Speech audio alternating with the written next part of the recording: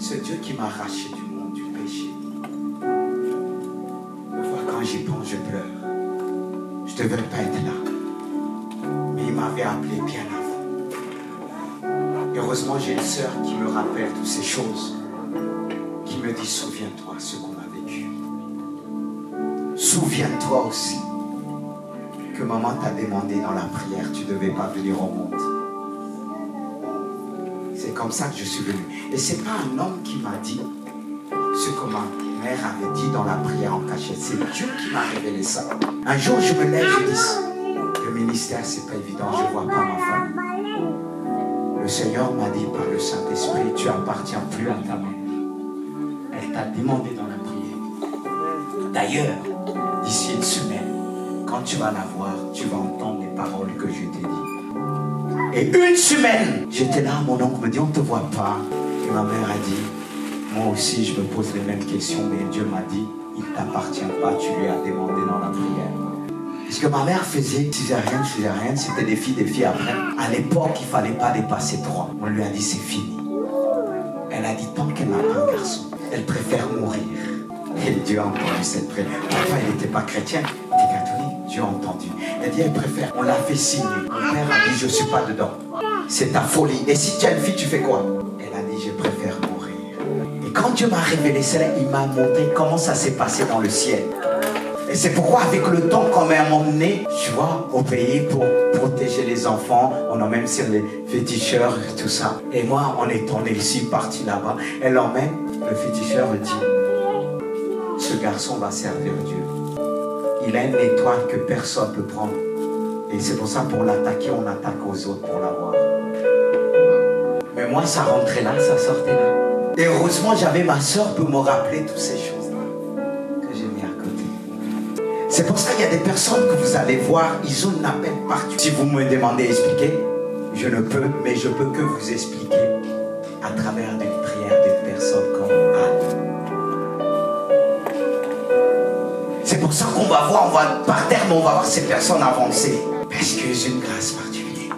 Je ne dis pas que j'ai moins de problèmes que les autres, d'autres que vous. Mais malheureusement, avec tous les problèmes que j'ai vécu au début de mon enfance, j'ai dit, qu'est-ce que j'ai fait au bon Dieu? Mais avec le temps, j'ai compris. Et c'est ce qui m'a forgé. Dieu est vivant. Et j'ai compris quand j'ai passé dans des moments difficiles, cette force que Dieu m'a donnée. Parce que je disais jusqu'au bout. Et ce qui m'a tenu, c'est le vécu. Le passé fait le présent. Frères et sœurs.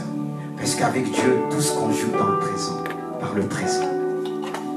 Et on a besoin d'une histoire qui va nous marquer.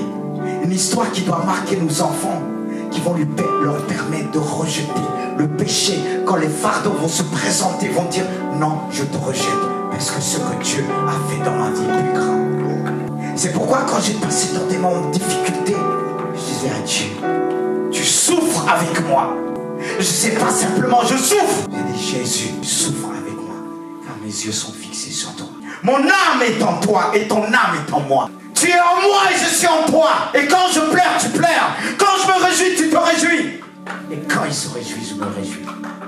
Et quand il pleure, je veux ressentir ce que Dieu ressent. À fixer le regard vers Jésus, c'est aussi ressentir ce que Jésus ressent. Est-ce que tu ressens ce que le Maître ressent? Est-ce que tu ressens ce qu'il ressent envers le monde? Ce qu'il voit à travers le monde? Est-ce que tu ressens la tristesse de Jésus? Est-ce que tu vois ses larmes quand Jésus pleure?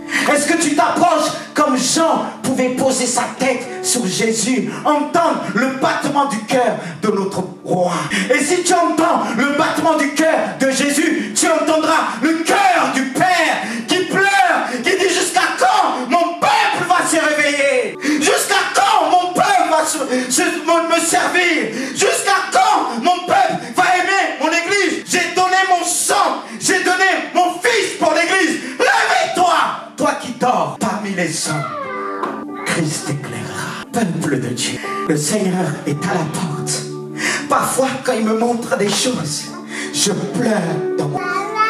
Quand il me montre des choses qui doivent venir, car je ne demande pas Dieu simplement de me ramener dans le passé, mais de me montrer que je puisse anticiper par des messages, que je puisse avertir, prévenir.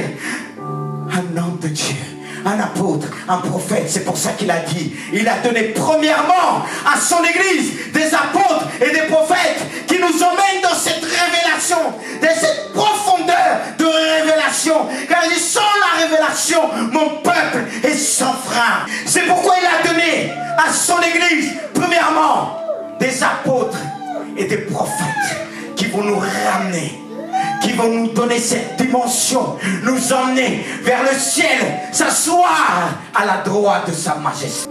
Car si l'Esprit de Christ est en moi, en même temps je peux dire, je suis assis dans les lieux célestes et je vois le Père et je sens le cœur du Père et j'entends le Fils qui dit en